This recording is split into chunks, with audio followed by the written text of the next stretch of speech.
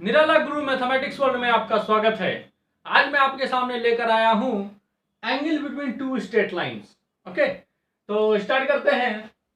Suppose किया जाए कहीं पर भी टू लाइंस है, जैसे ये लाइंस हो गया और एक लाइंस ये हो गया। ओके, दो स्ट्रेट लाइंस है कहीं पर भी। तो ये स्ट्रेट लाइन L1 और ये स्ट्रेट लाइन L2। ये स्ट्रेट लाइन जो है, पहला वाला straight line positive direction of x axis से सपोज करो θ1 एंगल बना रहा है। कितना? θ1। और दूसरा वाला स्ट्रेट लाइन सपोज किया जाए इस positive direction of x axis से θ2 एंगल बना रहा है, θ2। ओके, तो हमें निकालना क्या है, इस दोनों लाइन के बीच का एंगल, इस दोनों लाइन के बीच का एंगल सपोज कर लिया हमने थीटा है। ओके, ये तीन चीज है। तो सबसे पहले अगर ये L1 is making angle theta with the positive direction of x axis, then hence we can say that the slope of line L1 is equal to tan θ1। Slope of line L1 is equal to tan θ1। चलो इसको हमने M1 से denote कर दिया। किससे denote कर दिया? M1 से। Also we can say that slope of line L2, because L2 is making θ2 angle with the positive direction of x axis, hence we can say that slope of line L2 is equal to tan θ2, tan θ2। चलो हमने इसे भी मान लिया M2 है, चलो हमने इसे मान लिया M2 है। तो M1 हो गया, M2 हो गया। अब हमें चाहिए क्या था? Angle between lines. हमें चाहिए था इस L1 L2 के बीच का एंगल हमें चाहिए angle between L1 and L2। तो वो कितना है? वो तो है थीटा, वो है थीटा। तो थीटा तो नहीं निकलेगा। हाँ, थीटा निकल सकता है। थीटा कितना निकलेगा? देखो दिख रहा है, theta theta theta theta theta theta जो है आपका θ2 माइनस θ1 है। थीटा क्या है? θ2 माइनस θ1। अच्छा, अगर ये लाइन ऊपर होता, ये लाइन नीचे होता तो θ1 माइनस θ2 हो जाता है। इसीलिए मतलब यहाँ मॉड ले लेंगे तो ज्यादा बेटर रहेगा। ठीक है, जनरलाइज फॉर्म में। तो सिंपल हो गया, थीटा हो गया आपका θ2 माइनस θ1। तो अगर दोनों साइड 10 ले लें तो tan theta is equal to tan θ2 minus θ1 हो जाएगा ऐसा। और मॉडुलस ले तो ज्यादा बेटर है, हम एक्यूट एंगल लेंगे, क्योंकि एंगल तो अगर ये ऊपर हो नीचे हो तो उस तरह का दिक्कत ना है।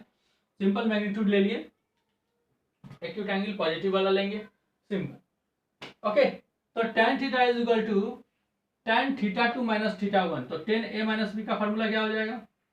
tan a minus tan b minus tan b, tan a minus tan b by 1 plus tan a into tan b, tan a into tan b, इसका मॉड। यानी सिंपल आप देख सकते हैं, मॉडुलस आप इसको लिख सकते हैं M2 minus M1 by 1 plus M1 into M2। Okay, ये हो गया आपका angle between two straight line. अगर दोनों का स्लोप आपको गिवन हो तो एक का स्लोप M1 था, एक का स्लोप M2 था, तो दोनों के बीच का एंगल क्या होता है? M2 minus M1 modulus of M2 minus M1 by 1 plus M1 into M2। यहाँ मॉडुलस लेने की मतलब ऐसे तो खास जरूरत नहीं है। अगर आप डायरेक्शन में ध्यान रख सकते हो तो clock wise, counter clock wise, तो आसानी से निकल जाएगा। बट लेकिन अगर ध्यान नहीं, नॉर्मल अगर बनाना है तो मॉडुलस याद रखिए तो ज़्यादा बेटर है, गलती होने का चांस कम हो जाएगा। नहीं तो आपको डायरेक्शन देखने पड़ेंगे, किस डायरेक्शन में है, किधर है, कैसे है, वो चीज। तो बेस्ट वन सिंपल यही एग्जांपल, ठीक है। ओके, नाउ क्या बताया मैंने? एक लाइन हो जिसका स्लोप M1 हो, दूसरा लाइन हो जिसका स्लोप M2 हो, तो दोनों के बीच का एंगल जो होगा, दोनों के बीच का जो एंगल होगा tan थीटा, वो क्या हो जाएगा? Simple modulus of M1 minus M2, M1 minus M2 by 1 plus M1 into M2। अरे मॉडुलस लगा हुआ है, M1 माइनस M2 लिख दो या M2 माइनस M1, कोई फर्क नहीं पड़ना है। इसीलिए मैं बोल रहा था मॉड लगा लो, सबसे बेस्ट वन। तो अब हमें ये पता चल गया कि दो स्ट्रेट लाइन अगर हो, दोनों का अगर आपको स्लोप पता है, then you can find out the angle between them.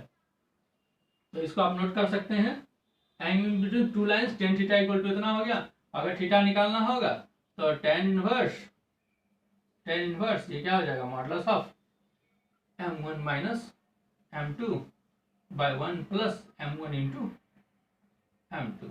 तो सिंपल, ठीक है। या एंगल दिख गया डायरेक्ट, वहां से लिख देंगे। एक क्वेश्चन देखते हैं इस पे, क्वेश्चन सिंपल सा देखते हैं। फाइंड द एंगल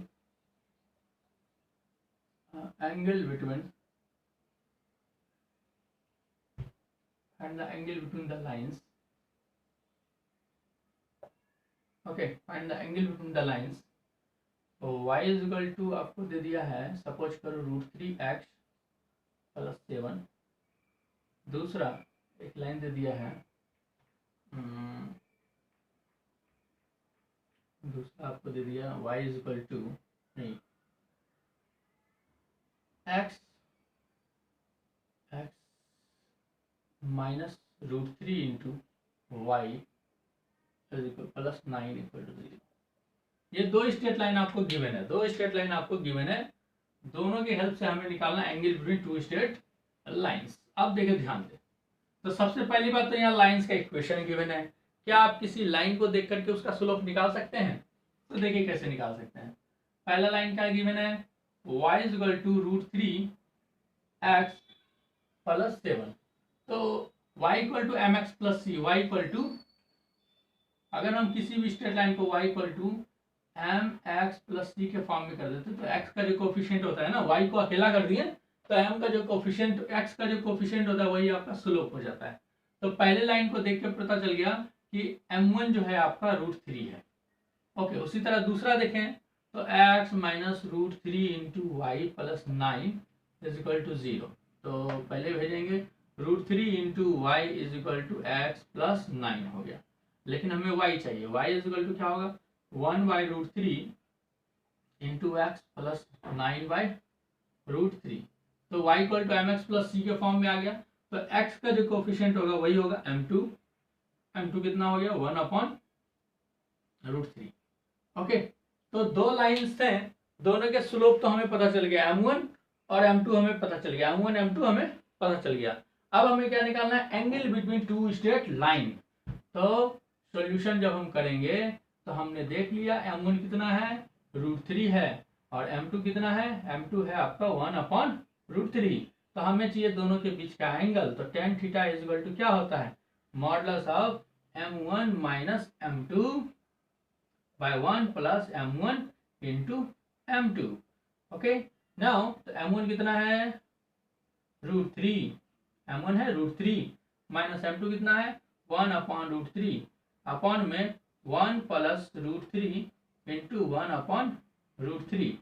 तो यहाँ से करेंगे जब हम, तो √3 कैंसिल, और ऊपर एलसीएम लेंगे तो कितना हो जाएगा, 3 माइनस 1 बाय में √3 नीचे आ जाएगा, और इंटू में इसका 2 आ रहा है। तो एक्चुअली इसको देखें तो ये आ गया 1/√3। तो tan theta is equal to 1/√3, यानी थीटा इक्वल टू कितना आ गया, 30 डिग्री। देख सकते हैं आप, tan थीटा की वैल्यू आ गई 1/√3। तो इसका मतलब थीटा की वैल्यू क्या है, 30 डिग्री। यानी दोनों स्ट्रेट लाइन, ये दोनों स्ट्रेट लाइन को जब आप ड्रॉ करोगे तो दोनों के बीच का एंगल होगा 30 डिग्री। ओके, नाउ कुछ अब और देखते हैं, इसको जल्दी से नोट करें आप, ठीक है।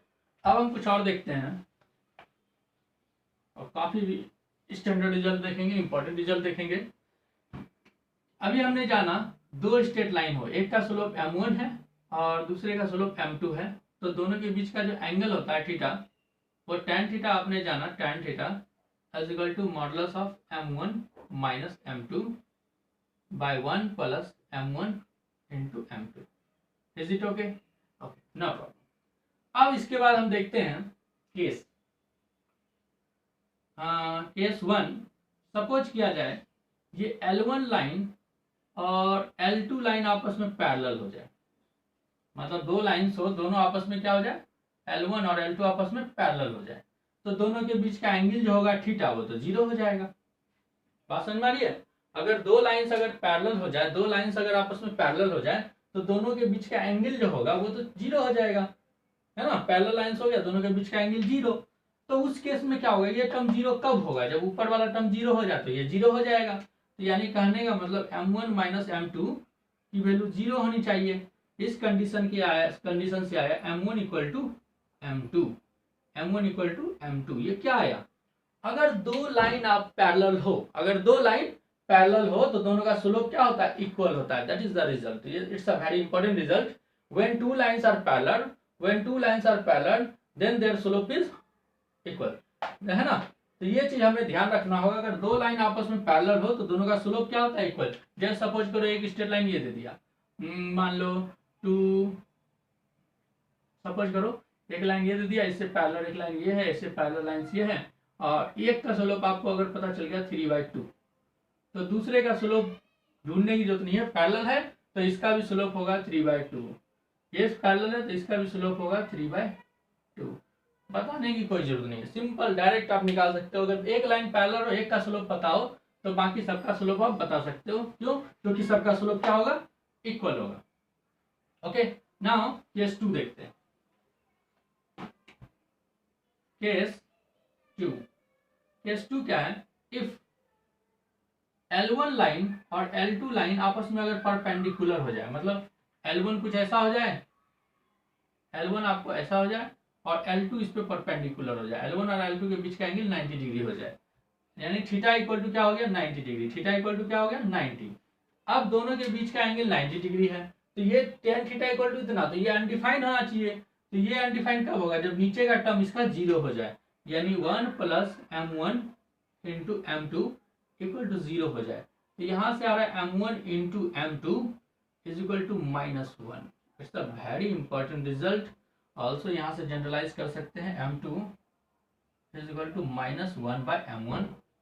ये भी रिजल्ट काम आ सकता है, बट ध्यान क्या देना है, अगर दो लाइन आपस में परपेंडिकुलर हो, दो लाइन आपस में अगर परपेंडिकुलर हो, है ना, दो लाइन आपस में अगर परपेंडिकुलर हो तो दोनों का स्लोप का प्रोडक्ट -1 होता है, दोनों के स्लोप का प्रोडक्ट -1 होता है। इसे बहुत ध्यान रखें आप। ओके, इसको नोट कर ले, काफी इंपॉर्टेंट टर्म्स है। दो टर्म बताया जो काफी इंपॉर्टेंट है, दो लाइन पैरेलल हो दोनों का स्लोप इक्वल होगा, दो लाइन परपेंडिकुलर हो दोनों का स्लोप का प्रोडक्ट -1 होगा। It's a very important result. Okay,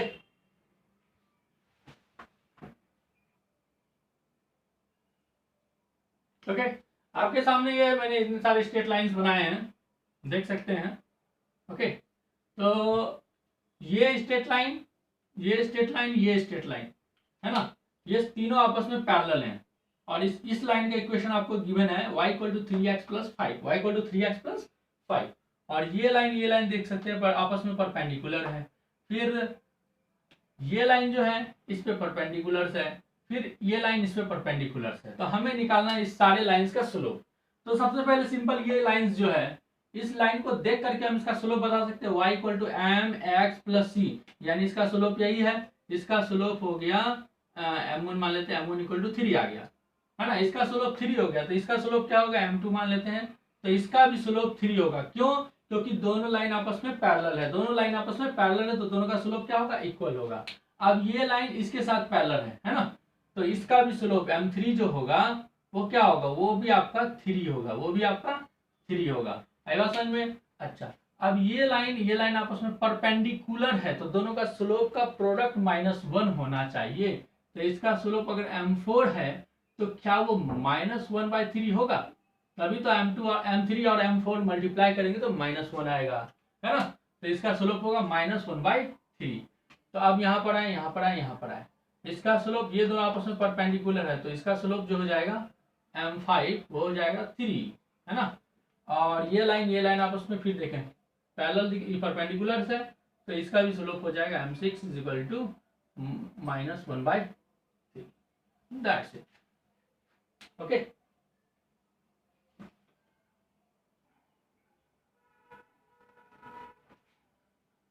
okay दोस्तों, तो आज के वीडियो में इतना ही। वीडियो देखने के लिए थैंक यू, बाय बाय।